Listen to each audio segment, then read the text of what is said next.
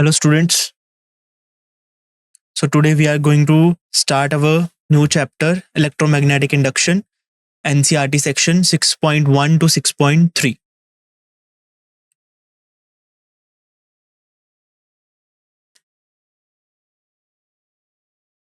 So this is the disclaimer. So strategy for competitive exams for this chapter. So you have to focus on understanding Faraday's law of induction and Lenz's law. You have to understand concept of mutual inductance, coaxial solenoids and coaxial coils, and self-inductance, isolated coils. So in AC generator, focus on its principle, construction, working, and practical applications. Practice questions involving magnetic flux and electromagnetic induction concepts. And please visit https://forum.pruter.ai for book recommendations and guidance. So what are the learning objectives from our today's topic? So after this lecture, you will be able to understand the concept of induced current in coil, magnetic flux, and relation of induced current with change in magnetic flux. So the index of topics that we are going to discuss today is NCERT section 6.1 Introduction, NCERT section 6.2 The Experiments of Faraday and Henry, and NCERT section 6.3 that is magnetic flux.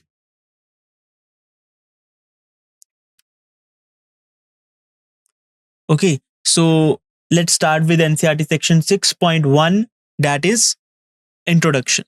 Okay, so in 1820, Oersted demonstrated that an electric current produces a magnetic field. Okay, so in the beginning of chapter moving charges and magnetism, we have discussed the Oersted experiments and observations. Okay, in that experiment, we have discussed that when he discovered accidentally that when he was giving lecture in university, and a magnetic needle was placed near a current carrying wire, and when current start flowing through the wire, that magnetic needle show deflection. Okay, from that incident, Oersted done series of experiments, and he determines that moving charges or currents can produce the magnetic field.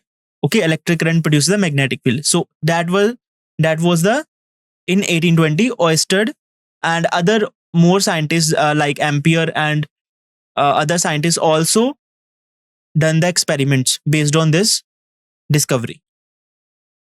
But a question arises after some time. A question arises that if we can produce magnetic field using electric currents, is reverse effect also possible?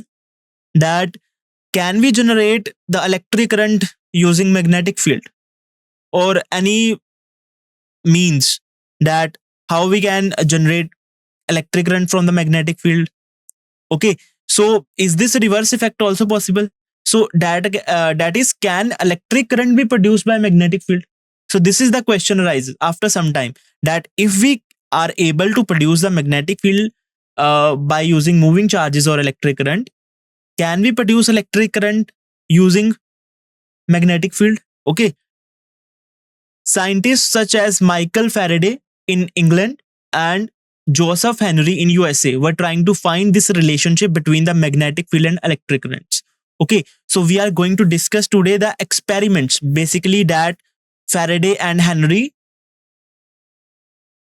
done. Okay, so scientists such as Michael Faraday in England and Joseph Henry in USA were trying to find this relationship between magnetic field and electric current. So the experiments performed by these two scientists, we are going to discuss the observations from all these three experiments today. So Faraday in 1831 showed that a changing magnetic field could produce an electric current in a closed circuit. Okay, so when Faraday performed these experiments, he didn't know that changing magnetic field can can produce the current, or by how means he can produce the electric current through magnetic field. He just performed series of experiments, and at last, when he was unable to deduce any relation between the electric current and magnetic field, that how electric current can be generated by the magnetic field, he throws his apparatus. Okay, so he discovered this thing accidentally. Okay, so we will discuss these experiments in detail. So Faraday in 1831 showed that a changing magnetic field produces an electric current in a closed circuit. Phenomenon in which electric current is induced due to change in magnetic flux is known as electromagnetic induction. Okay, so by changing magnetic flux, so we are going to discuss magnetic flux also. So by changing magnetic flux is analogous to electric flux. Okay, we have discussed the electric flux, so you may have some idea about the magnetic flux also. Okay, also we have discussed the magnetic flux in previous chapter also. Okay, so what is the magnetic flux?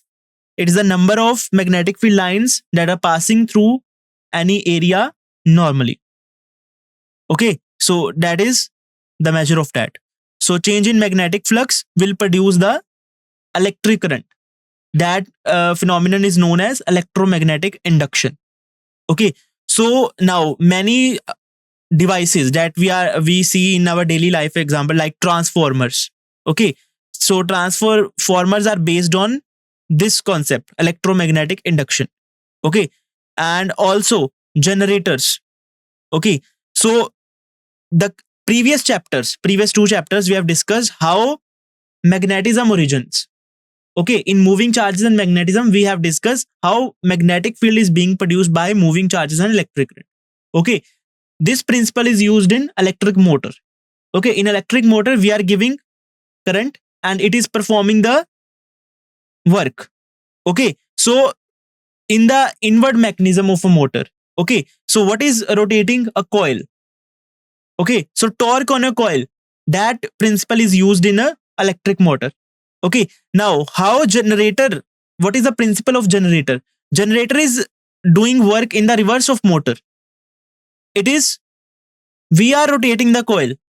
Okay, we start rotating the coil in the generator and it will produce the electric current. It is the reverse effect. Okay, so how by changing magnetic flux linked with the coil, we are going to generate the electric current. So AC generator is based on this concept and this principle. Okay, transformers are also based on this concept, this topic, electromagnetic induction, but in other way. We are going to discuss it later. Okay, so many instruments like now trains, electromagnetic induction, that concept is being used in electric trains also. Okay, many daily life devices are based on this concept. So this concept is very, very important from the point of view of applications. Okay.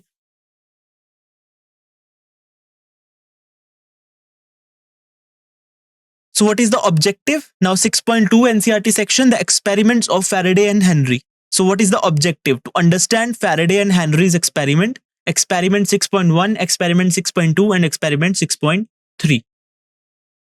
Okay, Faraday and Henry performed a series of experiments to describe the phenomenon of electromagnetic induction. Okay, they performed many experiments, okay, to describe this phenomenon of electromagnetic induction, that how changing flux can induce the EMF, or we can say induce the current. Okay, three important experiments, experiment 6.1, experiment 6.2 and experiment 6.3. Three experiments are there. Okay, so these experiments are named as 6.1, 6.2 and 6.3, are discussed in the upcoming sections. Okay, so first experiment 6.1. So you can see the diagram and animation also. Okay, so figure 6.1, when the bar magnet is pushed towards the coil, the pointer in the galvanometer G deflects. Okay, so firstly you can see in the figure 6.1 NCERT figure. Okay, so you can see there is a magnet north and having north and south pole, this left side image figure. Okay, so north and south pole, it is being moved towards the coil as being shown by the arrow. Okay, it is being moved towards the coil. Okay, so these are the pattern of magnetic field lines of this magnet, and this is a coil having n number of turns and it is being connected with the galvanometer. Okay, So this current, I current, this is induced current. Galvanometer is only measuring, and this coil is not connected to any source. So there is no external source of current. Okay, this current is being induced. How? We are going to discuss it. Okay, so we are moving this magnet towards the coil. Okay, so now you can see this magnetic field of a bar magnet is non-uniform outside the magnet. Now when we are moving this magnet towards the coil, okay, so what will happen? This magnetic flux, now you can see 1 2 3 4 5 6, and these end lines, magnetic field lines, suppose they are not passing through the coil, so they are not associated with the magnetic flux.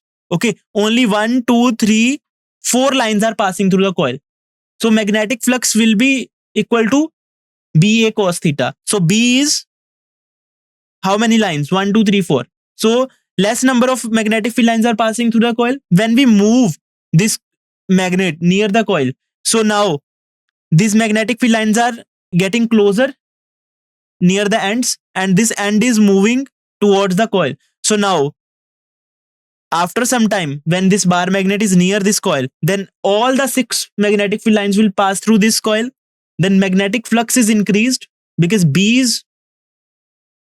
magnetic field is also being increased. Okay, so magnetic flux is changing. Magnetic flux linked with this coil, linked with this term, we are going to use this phrase, magnetic flux linked with this coil. What it means, that magnetic flux means how much the amount of magnetic flux linked with this coil. How many magnetic field lines are passing through that coil normally. Okay, so this is the magnetic flux linked with this coil. So magnetic flux linked with this coil is changing with respect to time. When we are moving this bar magnet towards the coil, magnetic flux is linked with this coil is increasing. And when we move this magnet away from the coil, then magnetic flux linked with this coil is decreasing because magnetic field lines are going farther away. So when we move this magnet away, then the distance is increasing, but the area of the coil is constant.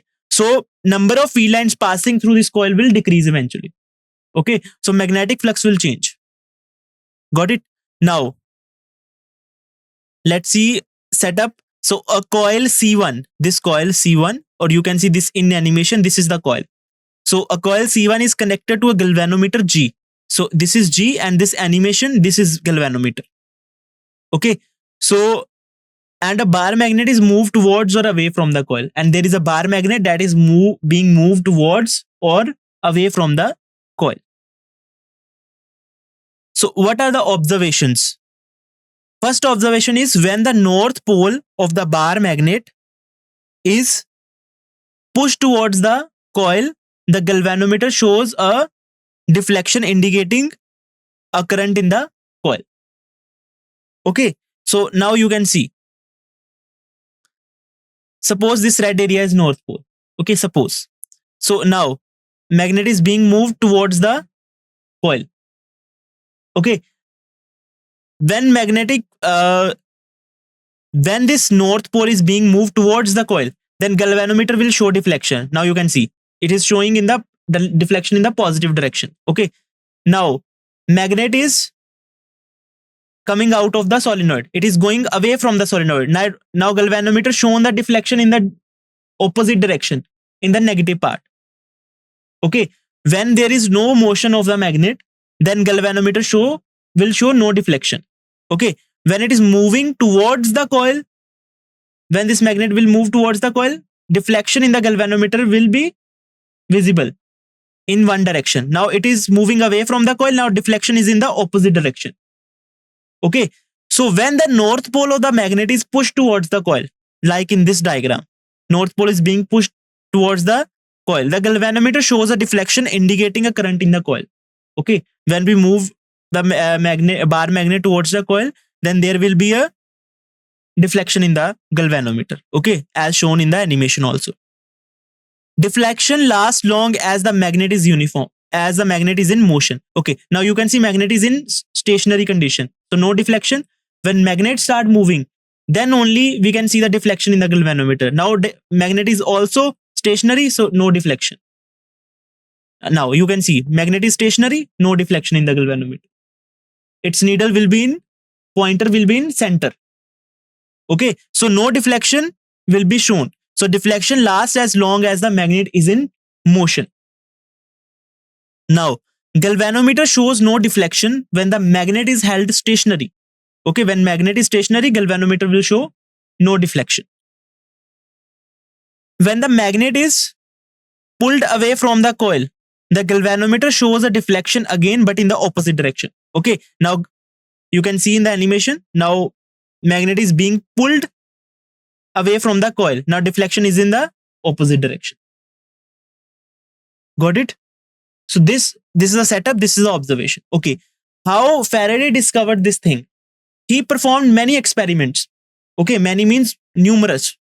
Okay, he arranged the magnet, he arranged the magnet in the upward direction, downward direction, or many other ways. Okay, but there is no deflection in the galvanometer. It shows that no current is being produced. Okay, so in anger or after exhausting, he throws the magnet away from the coil. When he throws the magnet away from the coil, he discovered that there is a very slight deflection in the galvanometer. Then he came to know that if magnet is moving, only then deflection in the galvanometer is being produced. Stationary magnet cannot produce the magnetic field. Okay, he used many type of magnets. He used many type of solenoids, current carrying solenoids, but there was no deflection in the galvanometer. Okay, after exhausting, after doing a new number of experiments, he throws the magnet and accidentally he saw that galvanometer is showing deflection. Okay, by this thing, he came to know that only relative motion of the magnet towards or away from the coil will show the deflection in the galvanometer. That is, if magnet is being moved away from or towards the coil, then there will be induced EMF or induced current in the circuit. But if magnet is stationary, then galvanometer will show no deflection. Okay, so what is the reason behind it? I have explained that magnetic flux link with the coil is changing. Okay, if we kept this magnet stationary, now number of magnetic field lines after some time passing through this coil will be same. So no change in magnetic flux. Okay, so if magnetic flux is not changing, current is not being produced or EMF is not being produced in the induced in the circuit. Got it?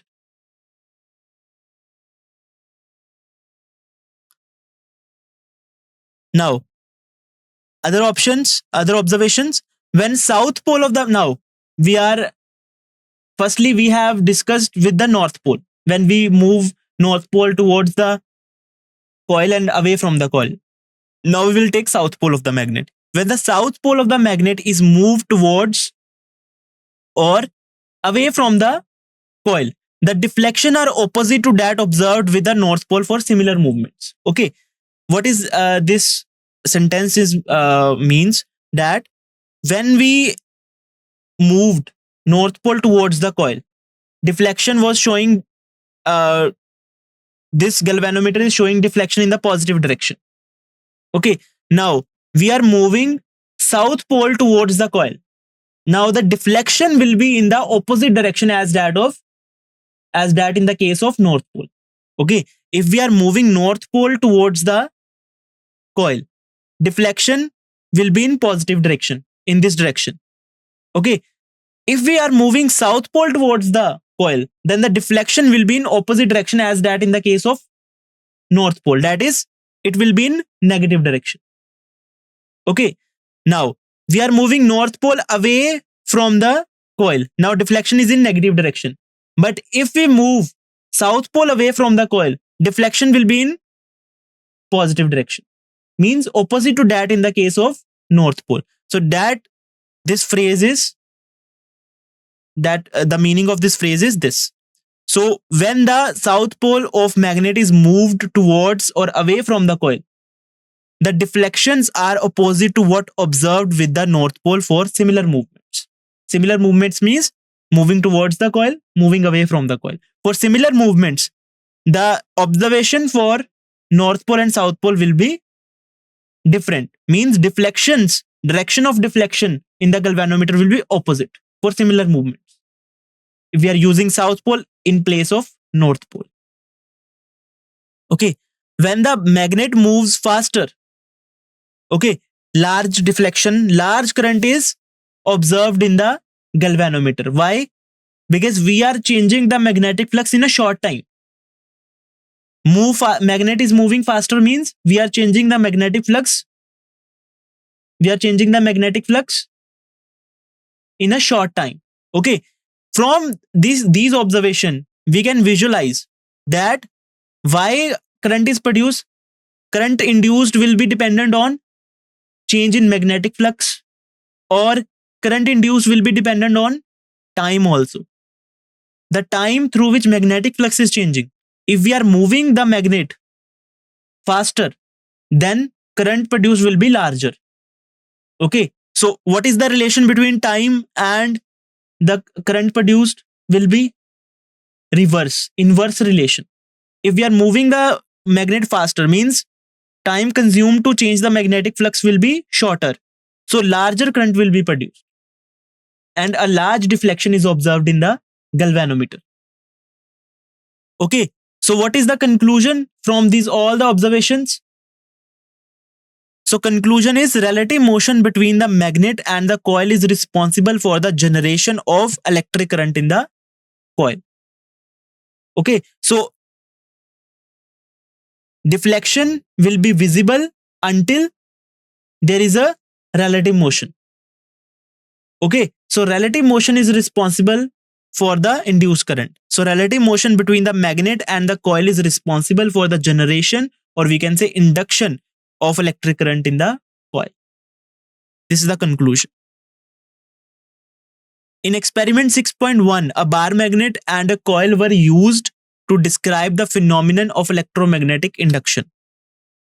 In experiment 6.2, bar magnet is replaced by the current carrying coil and relative motion between the two coils is carried out. Okay. Now in experiment 6.2, we will replace this current carrying coil with the solenoid. Okay. We will replace this bar magnet with the current carrying coil, or we can say current carrying solenoid. So we know that solenoid will act similar to bar magnet. The pattern of magnetic field lines in the solenoid is similar to bar magnet. So let's see experiment 6.2. Okay. So this is one coil which is connected to galvanometer. Okay. This C1 coil is not connected to any external source. Okay. And this another coil we have taken in this in the place of bar magnet. In experiment 6.1, there was a bar magnet. In the place of bar magnet, we have taken a solenoid, or we can say coil. Okay, which is connected to a battery, due to which current is flowing through it, and it will behave as a solenoid. Okay, and we know that pattern of magnetic field lines in the solenoid is similar to the bar magnet. Okay, now similar thing we are going to do. We are going to move this solenoid or coil towards this C1 coil, or in one case we are going to move this C2 coil away from this C1 coil. You can see in the animated diagram also, there is a solenoid, or we can say n number of coil carrying n number of turns. Okay, and this another coil that is being moved inside or outside this larger coil. This is C2. Okay, you can see in the animated diagram that the coil that is being moved inside or outside this larger coil is C2. And this outside coil is, you can see these are yellowish golden color. This is copper. Okay, this is copper windings. So this is outer coil C1, and the coil that is being moved inside and outside is this coil C2. Okay, it is being moved away and towards. It is being moved towards and away from the C1 coil. Okay, so this coil that is being moved is connected to the battery, and the other coil is connected to the galvanometer. And you can see that galvanometer is showing deflection when there is a relative motion between the two coils. Okay, so figure 6.2, current is induced in coil C1 due to motion of current carrying coil C2.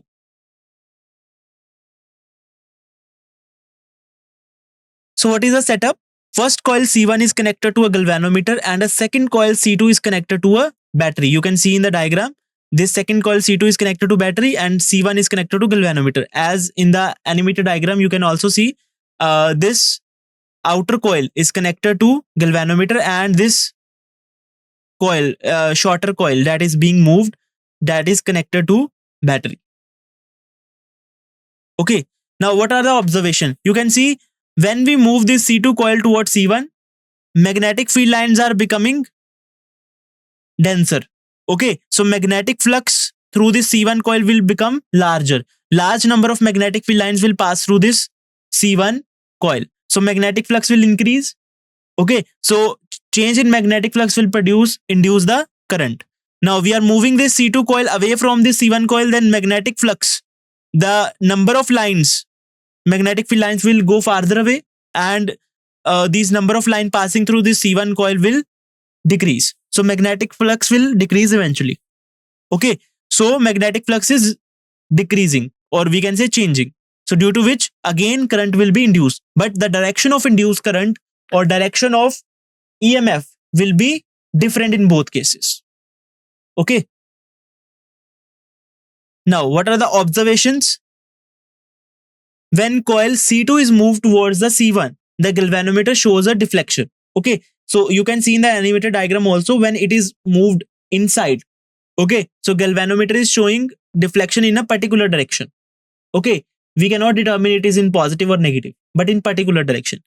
When we move this coil away from the coil or out of the coil, then the deflection will be shown again by the galvanometer, but in the opposite direction as in the previous case. Got it?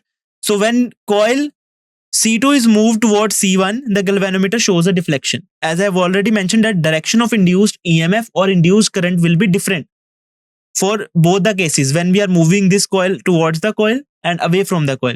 So direction of current will be different. That's why the deflection in the galvanometer will be in different direction in both the cases. So observations are when coil C2 is moved towards C1, the galvanometer shows a deflection. Deflection in galvanometer indicates a current is induced in the coil C1. Okay, that deflection in the galvanometer, what this thing is indicating, that there is a current and there's a current that is induced in the coil C1.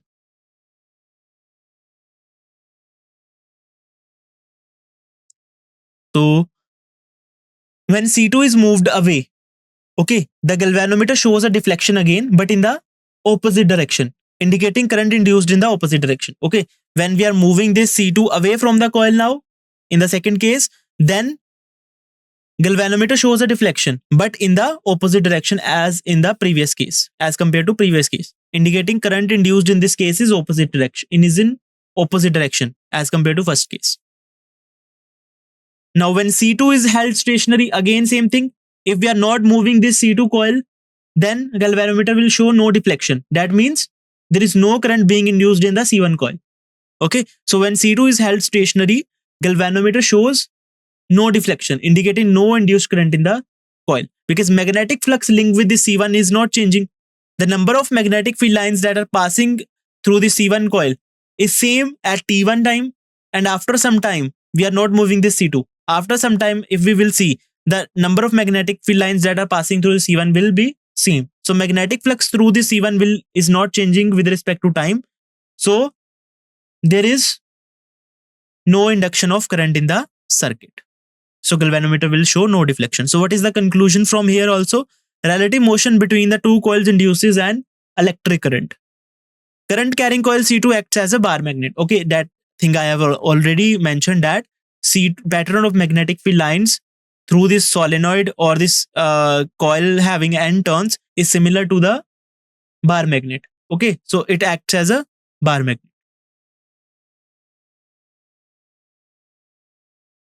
Okay, in experiment 6.1, relative motion between a bar magnet and coil induced current in the coil.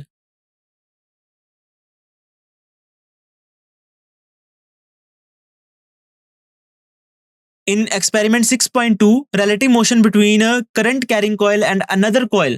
Okay, what is the difference between the 6.1 and 6.2 experiment? In 6.1 experiment, we are moving bar magnet near the coil. Now in 6.2 experiment, we are moving current carrying coil near the another coil. Okay, so that will induce current in the second coil. And in what is we are going to do in the experiment 6.3. So from experiment 6.3, Faraday showed that relative motion is not necessary requirement to induce current. Okay, we know that relative motion of bar magnet or current carrying solenoid will induce current in the solenoid or loop that is connected to the galvanometer. Okay, but it is not necessary always that the relative motion can induce the current. There is another method to induce the current without any relative motion. So what is that? We are going to discuss. Okay, experiment 6.3. So you can see in the figure 6.3 experimental setup for experiment 6.3. Okay, so this is the coil having N turns, or we can say solenoid simply. Okay, so coil and solenoid, that terms are being used interchangeably for same thing. Okay, so coil having N turns, or we can say solenoid. Okay, so in this is the setup, A setup. So this is a coil that is connected with the battery and a key K. Okay, now another coil is being taken that is connected to galvanometer. Okay, that setup is fixed. That one coil will be connected to galvanometer. That is common thing in all the experiments 6.1, 6.2 and 6.3. Okay, only we are changing this thing. In first case, this was bar magnet. In second case, in place of this setup, there was a solenoid having solenoid carrying current and connected to battery. But in third case, we are also have another extra component, that is key. That is K is tapping key. Okay, so this is tapping key. Now, when we tap this key, the circuit is closed, means current start flowing through the coil. Okay, but we are going to discuss the LR circuits, okay, or LC circuits also. In that topics, we are going to discuss that in inductor, current is not established at the moment key is being pressed. Okay, it requires some small time in millimeters or micrometers to establish. Okay, we are going to discuss it in detail. But for now, you have to remember one thing, that when the key is being pressed, this is tapping key. So when we tap the key, circuit is closed. So the current will start establishing. Okay, but current will not establish at the very moment we press the key. It will require some time, very small time in milliseconds or in microseconds. So that small time will require to establish fully to reach its maximum value in the circuit. Okay, now we have pressed the key. Now current is increased. Okay, and reached a steady value. Okay, from 0 to steady value, it requires very small time. So for that small time, current is changed in this coil. Due to the change of current, magnetic flux is being linked with this coil. Okay, is also changing. Due to which this galvanometer will show momentary deflection. Momentary deflection means for very small time, for milliseconds, very momentary deflection. Okay, let's see. So what is the setup? You can see the setup. Two coils, primary coil P. This is called primary coil P, and this IP current is current flowing through this primary coil. And secondary coil S are held stationary. Both are stationary. There is no relative motion between the two coils.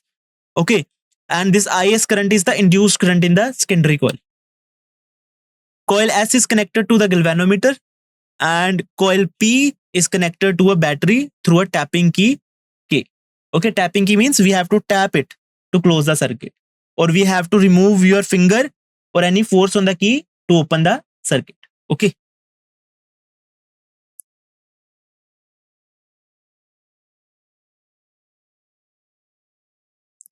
Okay, so what are the observations? When the tapping key K is pressed, when we press the key tapping key, the galvanometer shows a momentary deflection. Okay, right deflection. Okay, this shows that current IS is induced in the coil S, but this IS current is for very small time. Okay, because we have tapped the key, current is increased from 0 to IP for a very short time, for a microsecond or for a millisecond. It is being increased from 0 to IP in the okay, so current is being increased. Now magnetic field inside the solenoid or magnetic field produced by the solenoid is given by the formula B naught equal to mu naught Ni for long solenoids, or for inside or near the center of the solenoid, B naught equal to mu naught Ni. So magnetic field will depend on current. So current is being increased or changed from 0 to IP. That means magnetic field is also increasing with the current.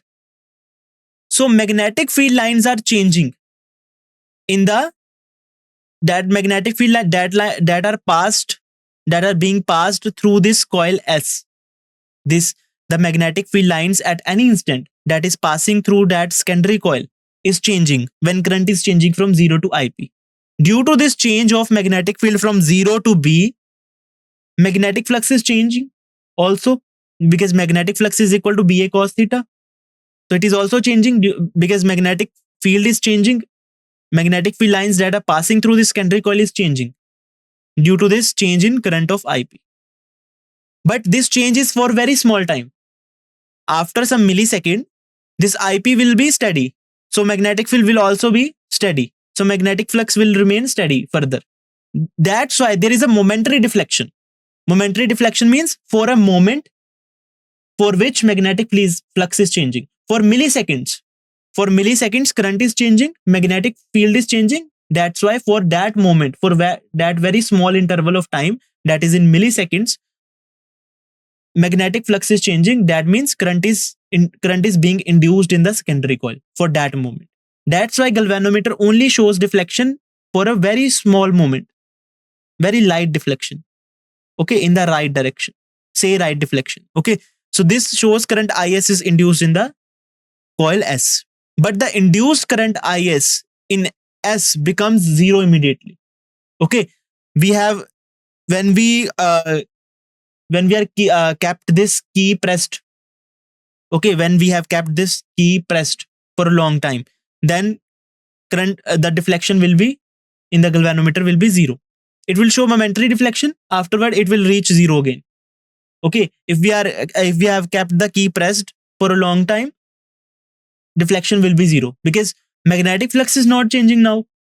So there is no induction of current in the secondary coil.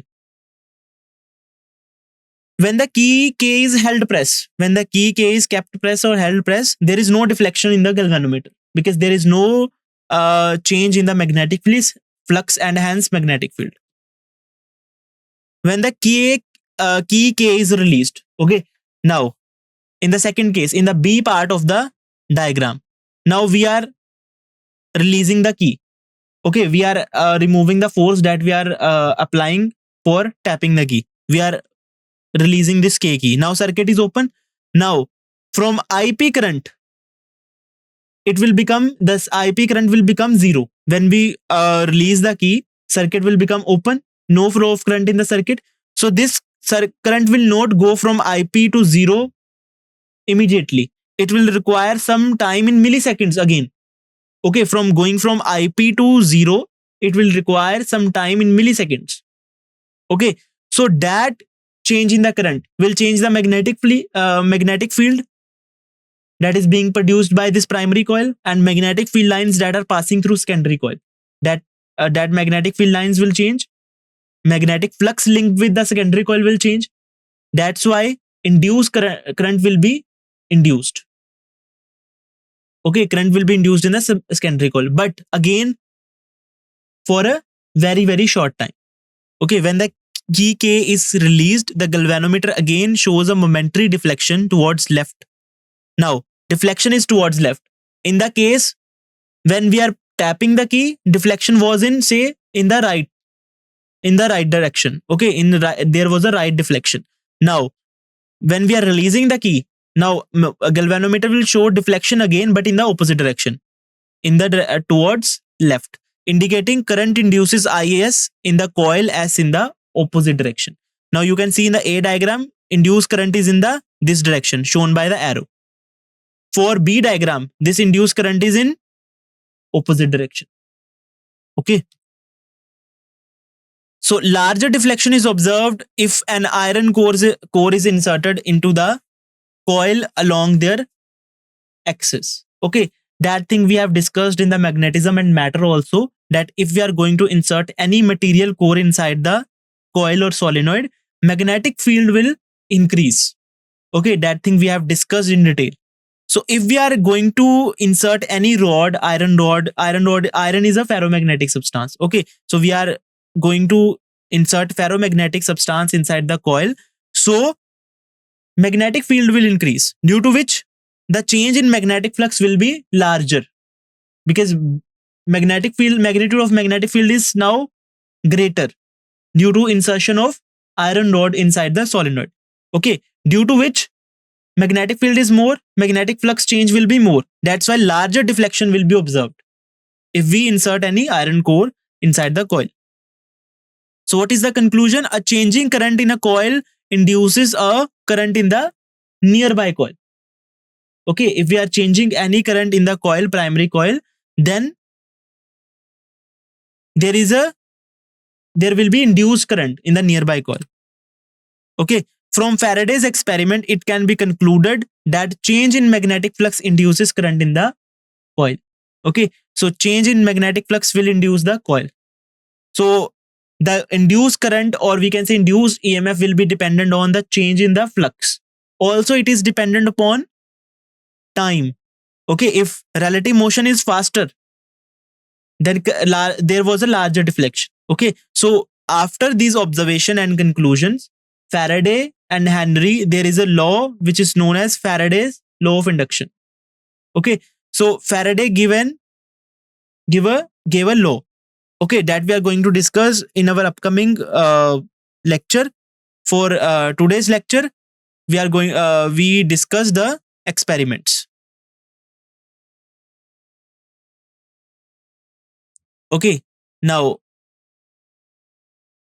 NCERT section 6.3, magnetic flux. So we have discussed about magnetic flux. Again, we are discussing it in this chapter. Okay, so objective to understand the magnetic flux through the plane surface. So this is a plane surface. Okay, so magnetic, you can see the direction of magnetic field lines, and you can see what is the area vector. What is the area vector?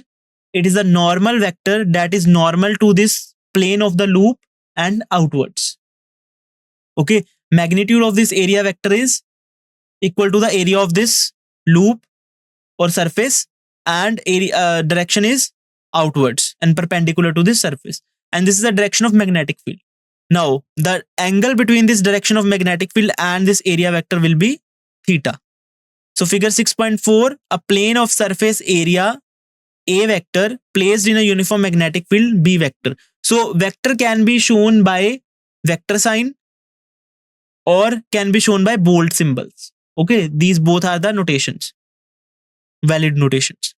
So what is the definition? Magnetic flux passing through a plane surface is defined as the number of magnetic field lines passing perpendicularly through the surface. Now, magnetic field lines are not passing perpendicularly through the surface. So why in definition it is written that perpendicularly through the surface? Because we are going to take the perpendicular component of the magnetic field. We are going to take the component of this magnetic field along this A, because this area vector is perpendicular to the surface. So we have to take the component that is along the A, means that is perpendicular to that surface. Okay, and we have to, that's why we have to take, because we are going to take the projection of this B on this A. So what is its significance? Okay, a projection is being shown by the dot product. So if we are going to do the dot product of B and A, it will represent the effect of this B vector of this magnetic field along this area vector. So we are going, what is magnetic flux? Basically, the effect of magnetic field along the area vector. So we are going to take the perpendicular component of B, or we can say component of magnetic field that is along the area vector. So mathematically, magnetic flux through a plane of area A vector placed in uniform magnetic field B as shown in figure 6.4 is expressed as, mathematically it is expressed as B vector dot A vector. Okay, we have discussed how this B vector dot A vector came. Okay, we have taken this component of this B along this A, that was B cos theta. And what is the magnetic flux? That is magnetic field lines that are passing perpendicularly through the surface. So it is B cos theta into A. So BA cos theta. So BA cos theta is the resultant of dot product of B vector and A vector. And dot product is a scalar product. It will result in a scalar quantity. So magnetic flux is a scalar quantity. Okay, so mark it as 6.1 equation, where theta is the angle between B and area vector A. So area vector is defined as outward normal vector. It is outwards, in the outward direction. Outward normal vector to the plane surface, and magnitude equal to the area of plane of surface. Okay, so magnetic flux is a scalar quantity because it is the resultant of dot product of two vectors. SI unit is Weber. Okay, it is represented by WB, or we can say Tesla meter square. So Tesla is unit of magnetic field and unit of area is meter square. So Tesla meter square. So Tesla meter square is also known as Weber. Okay, so 1 Weber is equal to 1 Tesla meter square. So objective to calculate the magnetic flux through plane surface at different orientations. Okay, so there are some cases associated with it. So magnetic flux phi b is represented by B vector dot A vector, which is equal to BA cos theta. So there are some special cases where B vector is magnetic field and A vector is area vector, and theta is angle between B vector and A vector, that is figure 6.4. Okay, so what is the case 1? B vector is normal to the surface, that is B vector is parallel to the A vector. Okay, if B vector is normal to the surface, that is the surface, B vector is normal. That means B vector is along this A vector, because A vector is also normal to the plane of the surface. If B is also normal to the surface, then B will be along to the A vector. Then theta is the angle between B vector and A vector. So theta will be 0 in this case. So theta is 0. Magnetic flux is equal to BA cos theta. So cos 0. Cos 0 is 1. So magnetic flux will be BA. That is the maximum flux passes through the surface when it is normal to B. If surface is placed normal to the magnetic field, or we can say magnetic field is normal to the plane of the surface, then that value of flux will be maximum. So maximum flux passes through the surface when it is normal to B. Now case 2. When B is parallel to the surface, when B is having component parallel to this surface, that means component of B that is perpendicular to this A vector. So B is parallel to the surface, to the plane of surface. That means B vector is perpendicular to A vector. Means theta is equal to 90 degrees. So cos 90 degrees is 0. Then this magnetic flux will become 0. Okay, this is the minimum value of magnetic flux when magnetic field is along the surface. Now, what is the case 3? Again, B is normal, but direction of B is in the inward direction, opposite to the area vector. Area vector is normal vector in the outward direction. Okay, so B vector is perpendicular to the surface, but it is anti-parallel to A vector, means in the opposite direction to A vector. Then theta will be equal to 180 degree. Cos 180 degree is minus 1. So then phi B is equal to minus BA. Okay. So minus BA. BA will be outward flux, that is maximum value of flux, and minus BA can be regarded as inward flux. Okay. And when magnetic field is along the surface, then magnetic flux will be 0. Okay. Objective to understand the magnetic flux through curved surface in a non-uniform magnetic field. Now we have seen the plane surface. Okay, magnetic field value of magnetic field and orientation of magnetic field and area vector will be same at all points on the surface. Surface is plane. Now we are going to discuss about curved surface, or we can say non-uniform surface. Okay, like this. This is curved surface, or we can say magnetic field is also non-uniform, or either of case can be there. Okay, either magnetic field will be non-uniform, either the surface is curved, or we can say both of these. Surface is also curved, magnetic field is also non-uniform. Okay, so magnetic field Bi at the ith area element, dA represents area vector of ith area element. Okay, for curved surface and non-uniform magnetic fields, the magnetic flux is calculated by summing up magnetic flux through all area elements. Okay, so now we are going to take small areas, that is dAi. Okay, so small areas on this surface, and across this small area magnetic field is uniform. So across this area magnetic field is having direction in this direction, like shown in the figure Bi. Okay, so this Bi is uniform over this dAi surface. Okay, over the whole surface it is non-uniform. You can see magnetic field lines are becoming farther apart as we are moving in the direction of magnetic field. But for this small area, it is uniform. So we are going to take the small areas through which magnetic field is uniform, and we are going to calculate the magnetic flux, individual magnetic flux these from these small area elements, and we have to calculate, or we have to sum up all the magnetic flux. Okay, for curved surface and non-uniform magnetic fields, or we can say for both, the magnetic flux is calculated by summing up magnetic flux through all small area elements. Okay, if the magnetic field has different magnitudes and directions at various parts of the surface, as shown in the figure 6.5. Okay, so if magnetic field is having different magnitudes at different parts of the surface, okay, and directions also at various parts of the surface as shown in figure 6.5, then magnetic flux through the surface is given by, then magnetic flux through the whole surface, that is phi n through the whole surface, will be equal to B1 dA1. Suppose there is a area element denoted as dA1. Okay, so magnetic field passing through that small area, or we can say the magnetic field that is uniform over this area is B1. So magnetic flux through this small area element will be B1 dot dA1. This is bold signs, that is dot product. Okay, B1 dot dA1 plus, now there is some other area element dA2 over which B2 magnetic field is uniform. So B2 dot dA2 plus so on up to n number of elements. Okay, now we can represent this whole thing with the summation. This is summation sign, that we are going to sum up all the magnetic flux due to the individual area elements. So all the elements, that is Bi dot dAi.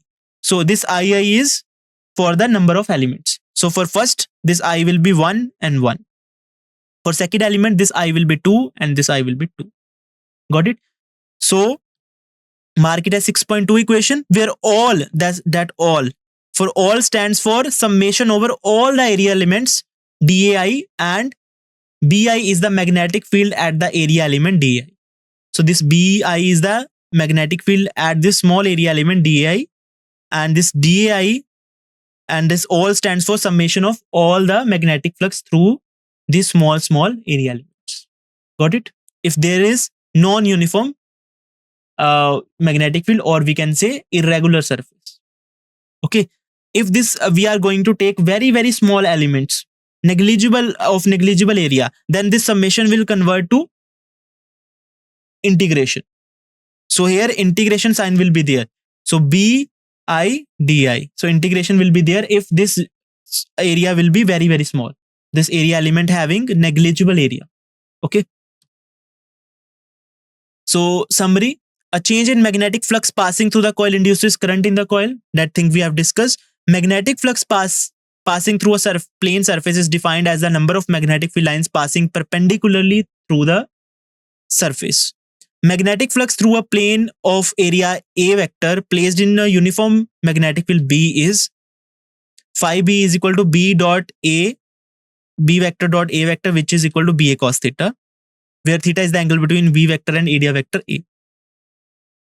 When B vector is normal to the surface, then maximum flux passes through the surface, that is equal to phi B equal to BA, because cos 0 degree is 1. When B is parallel to the surface, then theta will be 90 degree, cos 90 degree will be 0. Then no flux passes through the surface, that is phi B equal to 0. Magnetic flux through curved surface in presence of non-uniform magnetic field.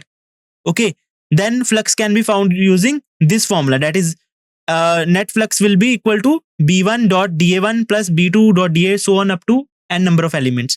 That can be shown as summation all BI dot dAI, where all stands for summation over all the elements DI and BI is the magnetic field at the area element DI. So there are some practice questions you have to do yourself. What do you conclude from Faraday and Henry's experiment? So you have to write the conclusion and remember it. Okay. Explain why no current is induced in a stationary conductor in a constant magnetic field, even though the field passes through the conductor. Okay. When we place any bar magnet near the coil, magnetic field lines are passing through this coil, but we are not moving this magnetic field. Since magnetic field is passing through the conductor, why there is no induction of current in the coil? You have to explain it. Define magnetic flux. A flat coil is rotated in a uniform magnetic field. At which orientation is the magnetic flux maximum? Okay, coil is being rotated. At which orientation magnetic flux maximum? At what angle between the magnetic field and area vector? Okay, so fifth, find change in magnetic flux through a loop if the angle between the magnetic field and surface normal, that is area vector, that is normal to the surface, changes from 0 degree to 60 degree. Okay, change in flux you have to calculate. So thank you. I hope you enjoyed it. So don't go anywhere. We have to do the DPP. Okay. First question. In Faraday's experiment, when a bar magnet is moved towards a stationary coil connected to a galvanometer, what is observed? So no deflection in the galvanometer, deflection in galvanometer, deflection in galvanometer as long as magnet is in motion, and deflection in the opposite direction when the magnet is stationary. So I am marking randomly. So you should mark the correct answer. In Faraday and Henry's experiment, what happens when the tapping key K is connected to another coil is held pressed continuously? So galvanometer shows no deflection at all. What effect is observed with an iron rod is inserted into the coil in Faraday and Henry's experiment? Deflection in the galvanometer decreases or increases or becomes 0? So it increases. Which factor is crucial for inducing current in a coil according to Faraday's experiment? Absolute motion of magnet, relative motion of the coil and magnet, strength of permanent magnet used, size of the galvanometer. So when the south pole of the bar magnet is moved away from the coil, how does galvanometer deflection compare to moving north pole away? Deflection is in the same direction or opposite? Okay, first is deflection only when the magnet stop moving.